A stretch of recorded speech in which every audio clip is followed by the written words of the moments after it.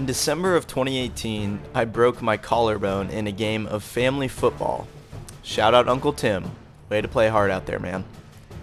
Not sure if you've ever tried to play video games with a broken collarbone, but let's just say you can't be using a keyboard or mouse for a while. About 3 weeks into recovery, I went over to a friend of the channel, Big Cam's house, and he reintroduced me to the greatest game of all time, Rocket League. Steam says that I downloaded this game in March of 2016. Oh my god, can you imagine if I started playing like a lot when I downloaded the game in 2016? It would be a question of which pro team I'm playing for, not if I could even make it back to GC. I'm sad now. But January of 2019 is where this long-term relationship really began. Since then, my collarbone is healed, thanks for asking, and most importantly, I have played 1,000 hours of Rocket League. Here's what I've learned.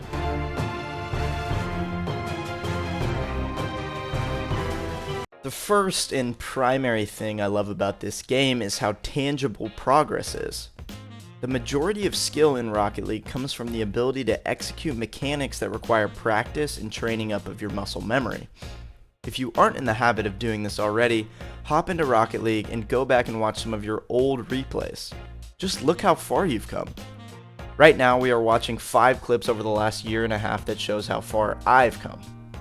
From being satisfied with clipping a pretty basic shot all the way back in March of 2019, we have come to the point where we almost, and can I get some Pepe hands in the chat, hit a nasty air dribble into a flip reset, which basically seems like I have unlocked the ability to have super glue on the front of my car. So the question then becomes, how do you unlock things like super glue on the front of your Octane? Well, let's get down to business and talk about the things I've seen work for quick and consistent improvement over these 1,000 hours. For the rest of the video, we are going to cover some broad ideas to focus on when you decide you want to get better at this game, and we'll go into some specific training methods that have worked for me. To begin quickly improving at Rocket League, you have to do one of the most difficult things for any competitive gamer. Be honest with yourself about your weaknesses. While it may feel like it's always your teammate's fault, I mean, come on, what was my teammate even doing there? Like, it's not like I left him in a one-on-one because I flew past the ball while spinning rapidly or something like that. That would be ridiculous. But unfortunately, the reality is, there was probably something you could have done better in that situation. If you aren't playing perfectly, you have things to work on. I have 2 examples of attacking my weaknesses for you. The first is being actively documented on this channel through my series Ones Until I Clip.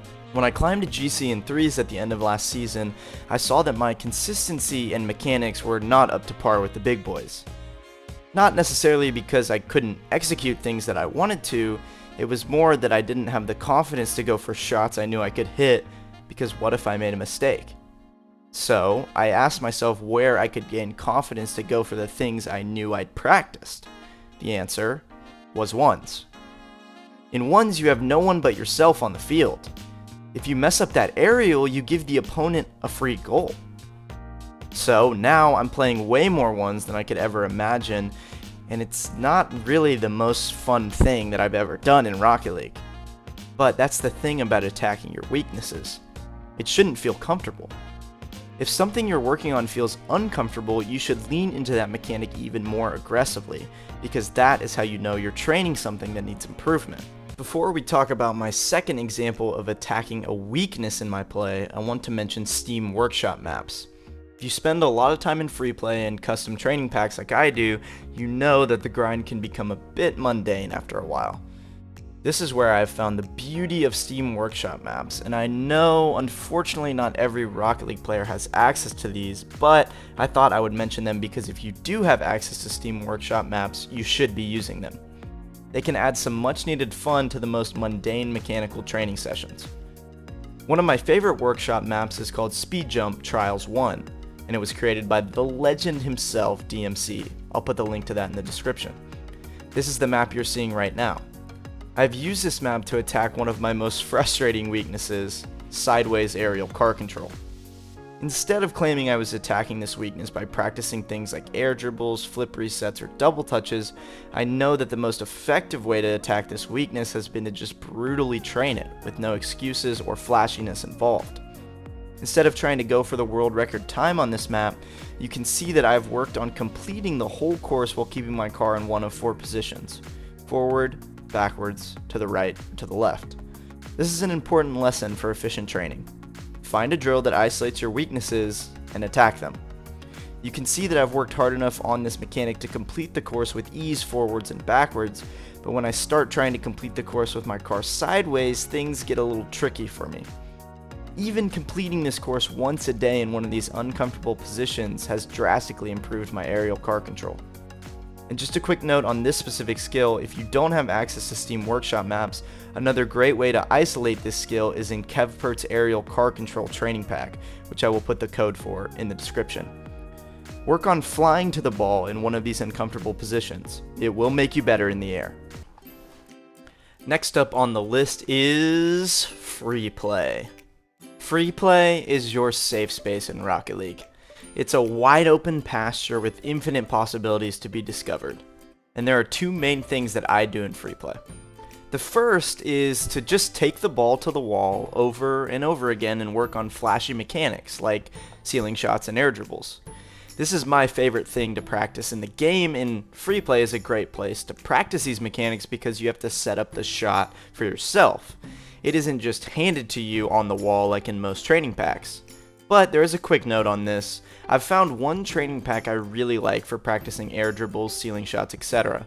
It's simply called Air Dribbles, and the code for it will be in the description. The ball starts off in its kickoff position, so you have to carry it to the wall yourself, making the setup feel much more realistic. This is where I've been practicing flip resets recently, and as you can see, I've seen a lot of progress using this pack. The next thing I want to mention about the possibilities in free play is working on your speed of play. This is the other thing I work on in free play when I'm not practicing these flashy shots. Simply hit the ball around the field as quickly as possible and jump for difficult reads as quickly as you can. Don't worry about scoring, just worry about getting to the ball as fast as possible. This drill trains your game speed, recoveries, and reads as you continuously hit the ball with as much speed as possible. It will help way more than you realize.